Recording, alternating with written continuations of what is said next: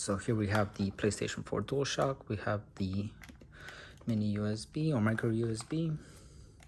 We know that works there. Let's move over to the PlayStation 5.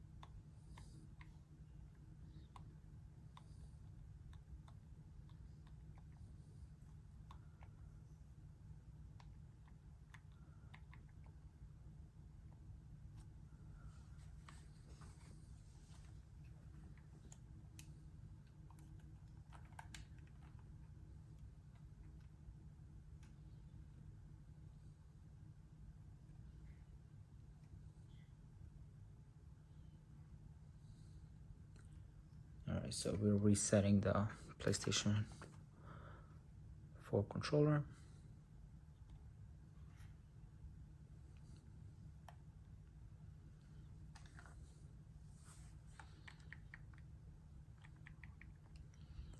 All right, we see DualShock 4.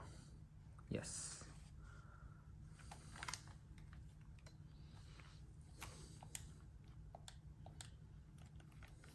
And there you go. Now we have the DualShock 4 controller right there. Now the question is if we can use this, the trigger buttons as well, which we should be able to because that's more programmed on the controller level. So let's try it out.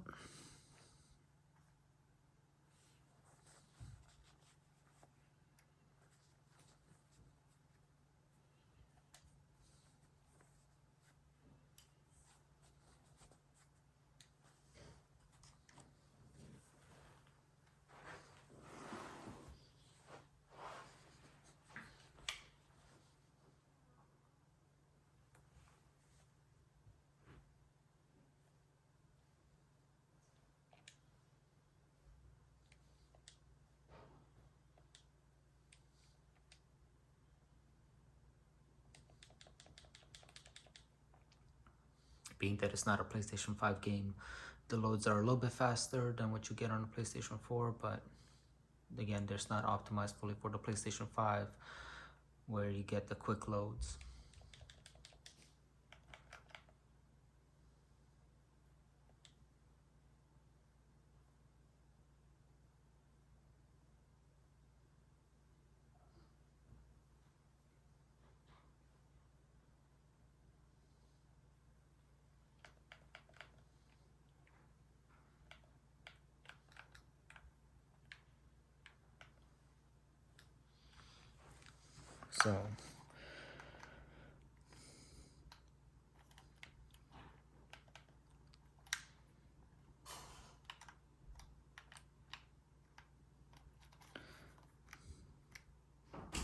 So if you want to use your controller with these buttons, if you have a PlayStation 4 DualShock 4, you can.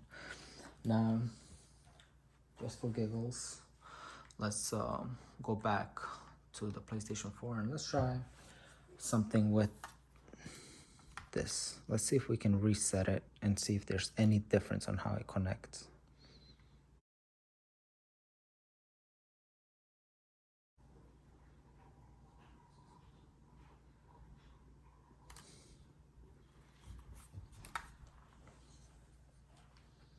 All right, so now it's in pair mode.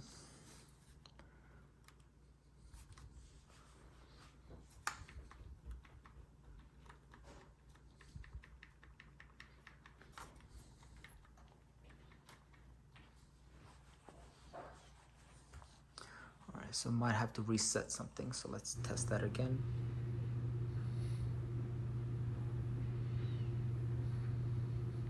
All right, so now we have the controller connected. So we'll go into the settings and we'll try to connect the PlayStation 5 controller to it. So the one thing that you have to do is you do have to put your controller into pair mode before you can connect it. Otherwise, it will not. I wish it was as simple as being able to connect via the USB connection and it automatically recognizes and connects, but it's not the case. You would have to put it in pair mode, and the way you would do that is by pressing the PlayStation logo and the share button and holding it until it starts resetting, and it will start flashing once it does that.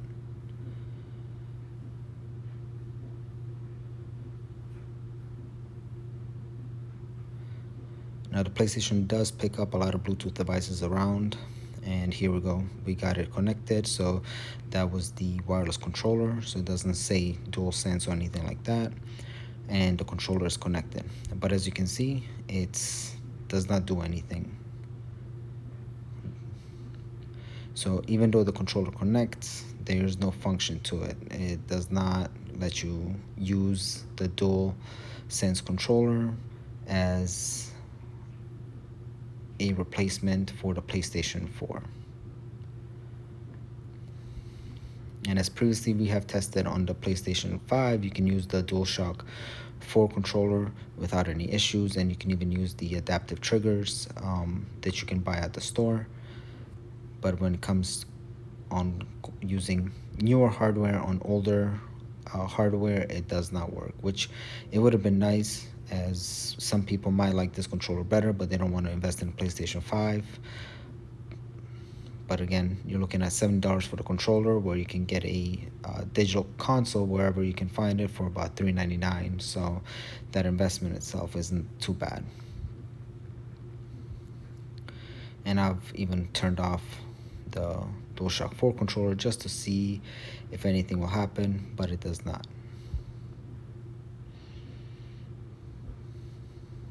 But you can see that it's connected as the light is showing on it, but just no function to it.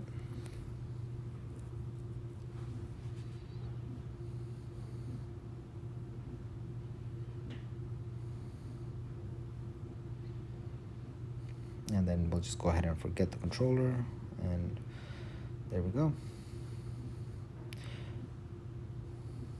So this was just a test to see what the capabilities are, if we are able to use a PlayStation 5 controller on a PlayStation 4 and vice versa, and how you would go ahead and setting it up. Now, there might be some options of using a DualSense controller by using a remote play, but we'll cover that in later sessions. Thank you for watching. Stay tuned for more and subscribe.